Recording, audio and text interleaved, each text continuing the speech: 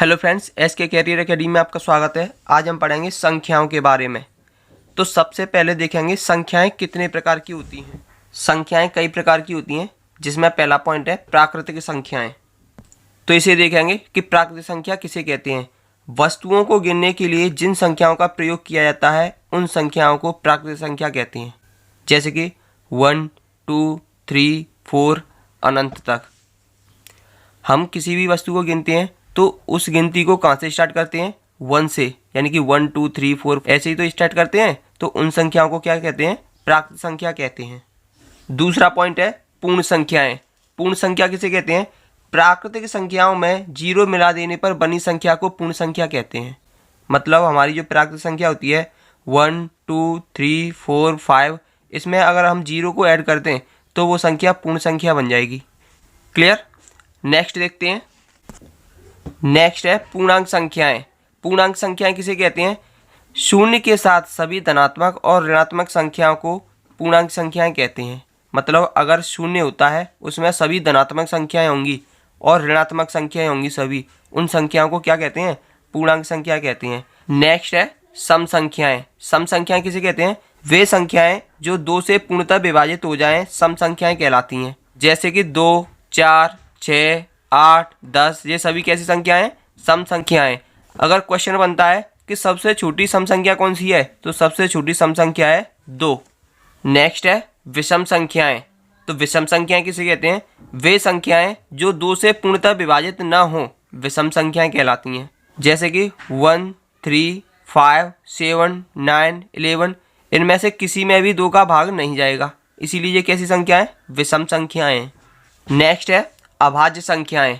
अभाज्य संख्याएं कौन सी होती हैं? वे संख्याएं जो 1 से व स्वयं के अलावा किसी अन्य संख्या से विभाजित न हो अभाज्य संख्याएं कहलाती हैं। जैसे कि 2, 3, 5, 7, 11, इनमें किसी भी संख्या में स्वयं और 1 के अलावा किसी भी संख्या का भाग नहीं जाएगा। ये सभी संख्याएं कौन सी हैं? अभाज्य संख्याएं। अगर क्वेश्चन बनता है कि सबसे छोटी अभाज्य संख्या कौन सी है, तो सबसे छोटी अभाज्य संख्या 2 है। नेक्स्ट है भाज्य संख्याएं। भाज्य संख्याएं किसे कहते हैं भाई? वे संख्याएं जो 1 व स्वयं के अलावा अन्य अंक से भी विभाजित हो जाएं भाज्य संख्याएं कहलाती हैं। जैसे कि 4, 6, 9, 10, 12, ये सभी संख्याएं कैसी हैं? भाज्य संख्याएं। क्यों? क्योंकि इसमें 1 और स्वयं के अलावा भी किसी अन्य से भी भाग चला जाएगा। जैसे कि इसमें 2 का चला जाएगा, इसमें भी 2 का और 3 का चला जाएगा, इसमें 3 का चला जाएगा, इसमें 2 का और 5 का चला जाएगा। ये सभी संख्याएं कैसी हैं? भाज्य संख्या हैं। नेक्स्ट है परमेय संख्याएं। परमेय संख्याएं किसे कहते हैं? वे संख्याएं जिनको P/Q के रूप में लिख सकते हैं परमेय संख्याएं कहलाती हैं। जैसे 22/7, 3.14, 2, -1, -2, 3 और 0 भी एक परमेय संख्या है। क्लियर? इसको भी हम P/Q के रूप में लिख सकते हैं। अगर पॉइंट को उठाएंगे 2 जीरो नीचे बढ़ा देंगे, ये भी हमारी परमेय संख्या है, क्योंकि इसके नीचे भी 1 मान लेंगे। ये सभी को P/Q के रूप में हम लिख सकते हैं। 0 के नीचे भी हम 1 मान सकते हैं, लेकिन इसकी एक कंडीशन है कि बट्टे में यानी कि Q बराबर 0 नहीं होना चाहिए। नेक्स्ट है अपरमेय संख्याएं। अपरमेय संख्याएं कौन सी होती हैं? जिन संख्याओं को हम P/Q के रूप में नहीं लिख सकते हैं अपरमेय संख्याएं कहलाती हैं। जैसे कि पाई एक अपरमेय संख्या है।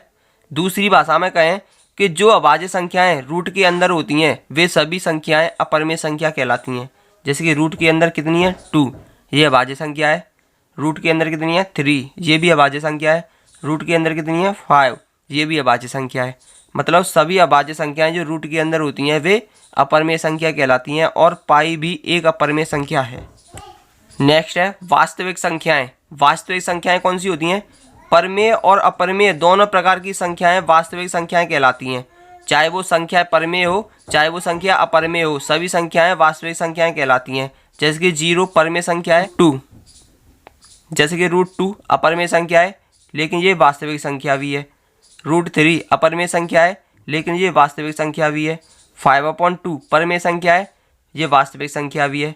-3, 0, सभी परमेय और अपरमेय संख्याएं कौन सी होती हैं? वास्तविक संख्याएं कहलाती हैं। नेक्स्ट है सहभाज्य संख्याएं। सहभाज्य संख्याएं कौन सी होती हैं? जिन संख्याओं में हमें कॉमन मिल जाए सहभाज्य संख्याएं कहलाती हैं।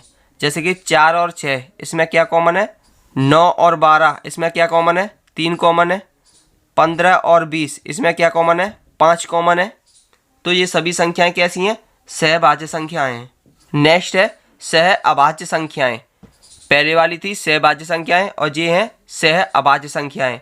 जिन संख्याओं के जोड़े में एक भाज्य और एक अभाज्य संख्या हो अथवा जहां हमें कॉमन प्राप्त ना हो, सहभाज्य संख्याएं कहलाती हैं। जैसे कि 4 और 5 इसमें कोई भी कॉमन नहीं है, तो कैसी संख्या है, सहभाज्य संख्या। 9 और 11 इसमें भी कोई भी कॉमन नहीं है, सहभाज्य संख्याएं। कोई भी ऐसी संख्याएं हो जिसमें कॉमन प्राप्त ना हो, सभी संख्याएं सहभाज्य संख्याएं कहलाएंगी। नेक्स्ट है वास्तविक मान या जातीय मान, जिसे इंग्लिश में बोलते हैं फेस वैल्यू। फेस वैल्यू किसे कहते हैं, किसी संख्या में अंक का वह मान जो कभी नहीं बदलता, चाहे वह अंक किसी स्थान पर भी हो, वो क्या कहलाता है, संख्या का जातीय मान या वास्तविक मान कहलाता है। जैसे कि एक प्रश्न है, संख्या इतने में 9 का जातीय मान क्या होगा, तो 9 का जातीय मान 9 कहीं पर भी हो, जातीय मान वही रहेगा, यानी कि 9 का जातीय मान 9 ही रहेगा। अगर संख्या दे दें कि 625 में 2 का जातीय मान क्या होगा, तो 2 का जातीय मान 2 ही रहेगा, 6 का जातीय मान 6 ही रहेगा, इसमें 5 का जातीय मान 5 ही रहेगा, इसमें 6 का जातीय मान 6 ही रहेगा। क्लियर। नेक्स्ट है स्थानीय मान, जिसे इंग्लिश में बोलते हैं प्लेस वैल्यू। स्थानीय मान किसे कहते हैं, यह अंकों का स्थान बताता है। स्थानीय मान क्या काम करता है, यह अंकों का स्थान बताता है। जैसे कि संख्या इतनी दी गई है, इसमें प्रत्येक का स्थानीय मान ज्ञात करना है। अगर हम यहाँ पर 5 का स्थानीय मान ज्ञात करें तो केवल 5 ही रहेगा, क्योंकि इसके बाद कोई भी संख्या नहीं है। तो इसमें अगर चाहें तो 1 का मल्टीप्लाई कर सकते हैं, तो इसका स्थानीय मान कितना रह जाएगा, 5। अगर 6 का स्थानीय मान निकालना है हमें, तो 6 का स्थानीय मान कितना होगा, 6 इंटू इसके बाद एक अंक है, तो इसमें 10 का मल्टीप्लाई कर देंगे। क्लियर, यानी कि 1 जीरो लगा देंगे, तो कितनी हो जाएगी, 6 के बाद 1 जीरो लगा देंगे तो कितना हो जाएगा, 60। अगर हमें 3 का स्थानीय मान ज्ञात करना है तो कितना हो जाएगा, 3, इसके बाद कितने अंक हैं, 2, तो इसमें 2 जीरो लगा देंगे, तो इसका स्थानीय मान कितना हो जाएगा, 300।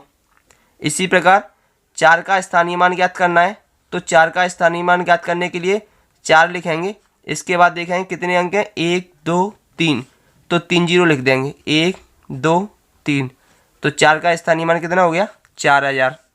अगर हमें 9 का स्थानीय मान ज्ञात करना है, तो 9 का स्थानीय मान ज्ञात करने के लिए सबसे पहले हम 9 लिखेंगे, उसके बाद गिनेंगे कितने अंक हैं, 1 2 3 4, तो 4 जीरो लिख देंगे, 1 2 3 4। क्लियर। ये हो गए हमारे सभी अंकों के स्थानीय मान। इस प्रकार के कुछ प्रश्नों को हम हल करेंगे। जैसे कि संख्या दी है इतनी में ज्ञात कीजिए 6 का स्थानीय मान, तो लिखेंगे सबसे पहले 6 के बाद अंक गिनेंगे कितने हैं, 1 2 3 4 5, तो 5 जीरो लगा देंगे, 1 2 3 4 5, यानी कि 6 का स्थानीय मान इतना हो गया। अब देखना है 9 का जातीय मान, तो जातीय मान 9 कहीं भी हो, जातीय मान वही रहता है, कोई चेंजमेंट नहीं होती है इसमें।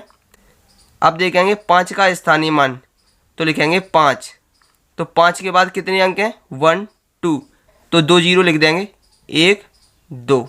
क्लियर। अब देखेंगे 4 का स्थानीय मान, क्या निकालना है, 4 का स्थानीय मान। तो स्थानीय मान ज्ञात करने के लिए क्या करते हैं, पहले 4 को लिखेंगे, 4 लिख दिया, उसके बाद देखेंगे कितने अंक हैं, 1 2 3 4, तो 4 जीरो लगा देंगे, 1 2 3 4। ये हो गए हमारे स्थानीय मान और जातीय मान। कुछ क्वेश्चन इस तरह के भी आते हैं, जैसे कि संख्या इतने में 8 के स्थानीय मान तथा 7 के स्थानीय मान का अंतर बताओ। तो सबसे पहले लिखेंगे 8 का स्थानीय मान, तो कितना है, 8 लिखेंगे, उसके बाद देखेंगे कितने अंक हैं, 8 के बाद 1 2 3, यानी कि 3 अंक हैं, तो 3 जीरो लगा देंगे, 1 2 3। अब लिखेंगे 7 का स्थानीय मान, तो देखेंगे 7 का स्थानीय मान कितना है, तो सबसे पहले 7 लिखेंगे, उसके बाद कितने अंक हैं, 1 है, तो 1 जीरो लगा देंगे, 1 जीरो लग गया। अंतर कितना है, 8000 में से 70 माइनस करना है, तो कितना आ जाएगा, ये बचेगा 7930। क्लियर। ऐसे ही दूसरा क्वेश्चन है, इतनी संख्या में 6 का स्थानीय मान और जातीय मान का अंतर बताओ। तो 6 का स्थानीय मान निकालेंगे पहले, 6 का स्थानीय मान, 6 का स्थानीय मान निकालेंगे तो सबसे पहले लिखेंगे 6, उसके बाद देखेंगे कितने अंक हैं 1 2 3, तो 3 0 लगा देंगे। क्लियर। और 6 का जातीय मान तो 6 ही रहेगा, 6 का जातीय मान कितना रहेगा 6 ही रहेगा। अब इन दोनों का पूछा है अंतर, तो लिखेंगे अंतर, इनका अंतर निकालेंगे तो माइनस कर देंगे, यानी कि 6000 में से 6 को माइनस कर देंगे तो कितना बचेगा 5994। यही हमारा आंसर है। ये 2 क्वेश्चन आपके लिए हैं जिनका आंसर कमेंट बॉक्स में देना है। संख्या इतने में 7 का स्थानीय मान बताओ।